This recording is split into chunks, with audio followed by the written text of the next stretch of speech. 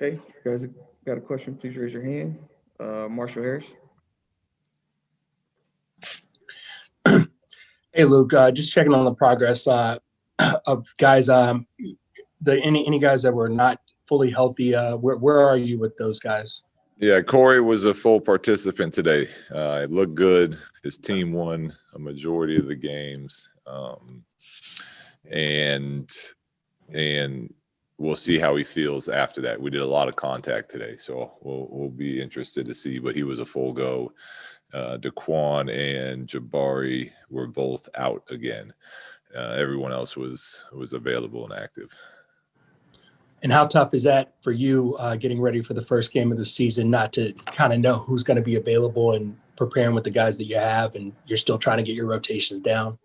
Yeah, we're working on all those. We did a lot of scrimmaging today. We played different groups together, did different coverages depending on who was in. So we're just a big part of the mindset for this whole season is going to be we need everyone. If game to game, there's going to be people in and out, and it's going to be a very difficult year as far as like trying to plan and prep and have that actually be what plays out. So we need everyone ready, and it'll be no different opening night. Sean Cunningham. Hey, Luke, those different looks, those different looks that you're looking at with some of those rotation that you saw today in practice and things like that, does that go to the continuity you were speaking about yesterday, or is that more of kind of just these guys trying to build more familiarity with one another? Yeah, a little bit of both. Some of it is for the continuity for sure. Some of it is as a coaching staff we still want to see. We still want to see some things. For example, today we had Marvin at some 5 and some 4. We had him and Rashaan out there together again for some minutes. So some of it we just haven't been able to get enough sample size on yet. So we're still evaluating. But more importantly than that for right now is the players getting comfortable and familiar with each other and executing offensively and defensive coverages. And then with Halliburton, obviously he hasn't. I mean, these rookies just kind of got thrown to the fire a little bit. I'm just curious to see just how comfortable he looks after just a few weeks, and also maybe something that just kind of stands out that maybe you didn't know about him that you do now. Well, he's a very confident young man. So, everything I heard about him is great, but that's what you hear about somebody. And a lot of times that's not not the truth of what you get. But so far with him, it's been the reports we've got back on him during the scouting process have been right on. And he's a gamer. He loves to compete, loves to work, loves to be in the gym. He's got a great attitude that his teammates enjoy being around. He's got a good sense of humor. So for a young player that's kind of being thrown in, you got to give him a lot of credit for how he's handling all of this. Same. Hey, Luke, when it comes to the two bigs that you're running with Rashaan and Marvin, is there an issue there with the fact that neither one of them are perimeter shooters, and you add into the fact that DeAaron hasn't really found his stroke from long range? Yeah, part of the offense has been that some of the spacing hasn't been at where we want it, but we do, for where we're going, we're going to need DeAaron and Marvin to both be able to shoot the ball at some point, and we feel confident that they can and that they will.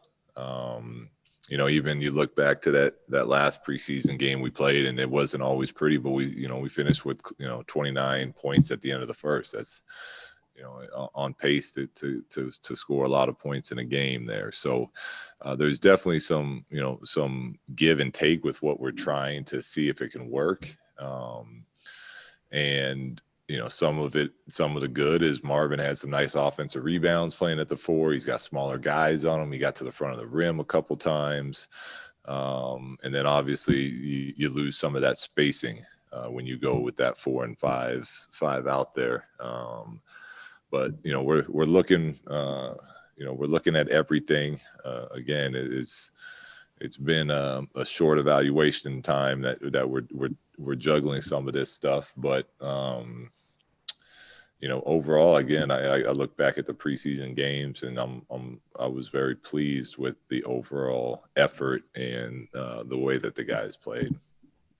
And lastly, we got updates yesterday that you guys did waive Frank Kaminsky and that Glenn Robinson was going to make the team. But what about Shemezi and Metoo? We haven't really seen anything on what you guys did to sort of finish up the roster. Yeah.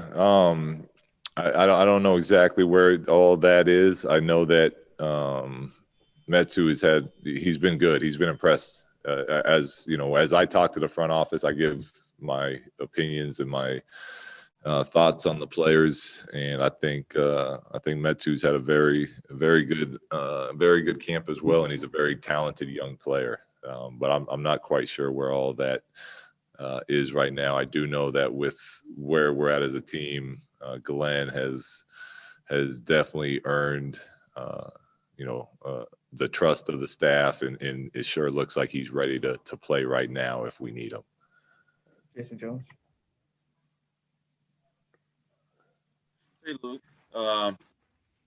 You look at last year, you were able to use Harrison at the 4 some, and I know you couldn't get in deep as you wanted to with that, just with the injuries. Just how does that look right now? And with having Marvin healthy, does that change how much you can go to that?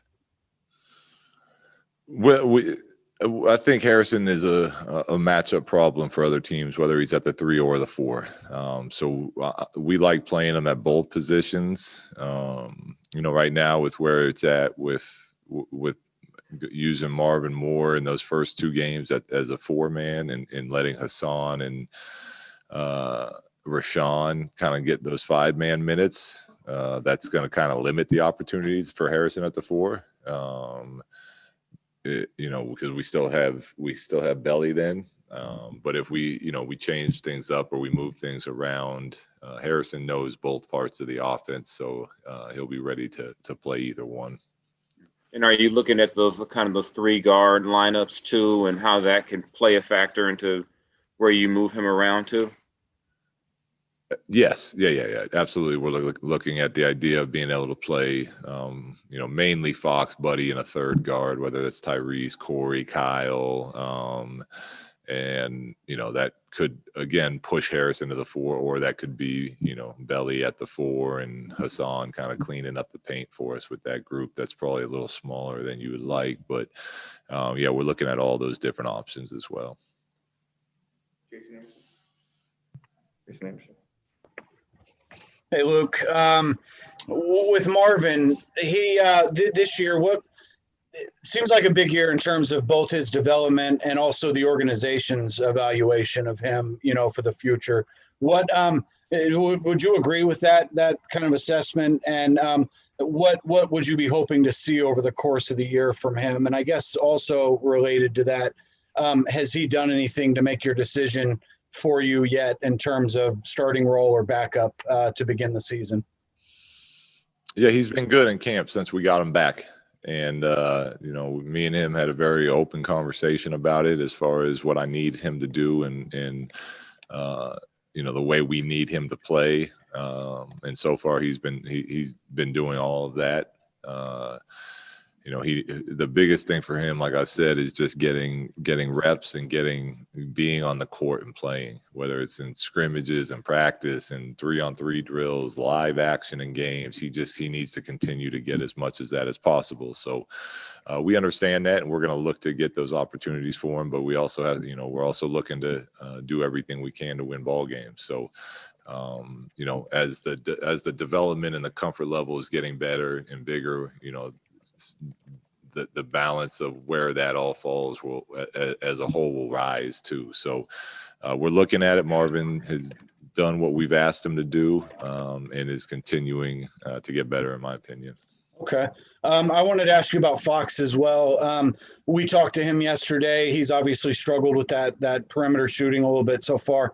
And I noticed in the past when he's short, kind of front rims a lot of stuff. He mentioned that his legs, maybe it sometimes when he's getting his legs back under him, that is a factor. I'm wondering if you think that's part of it, and if you've had any other thoughts as you've kind of assessed that over the last few days. Yeah, Fox is going to be fine. He's going to be good. Those shots are going to start dropping. Like I said, he's been in here all summer working, and I've never seen someone work and have the results not pay off. So once a couple drop, I feel confident that that'll we won't even be talking about this anymore. But as long as he keeps working, he'll be fine.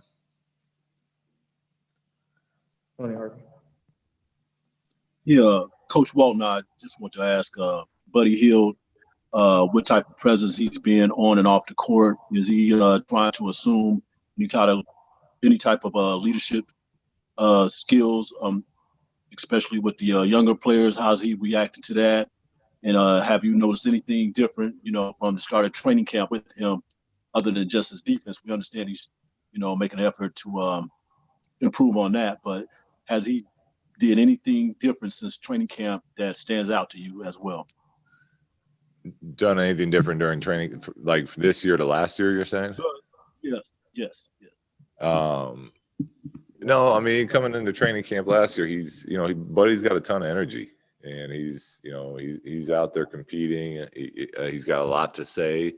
But I do think his overall play this year has been much more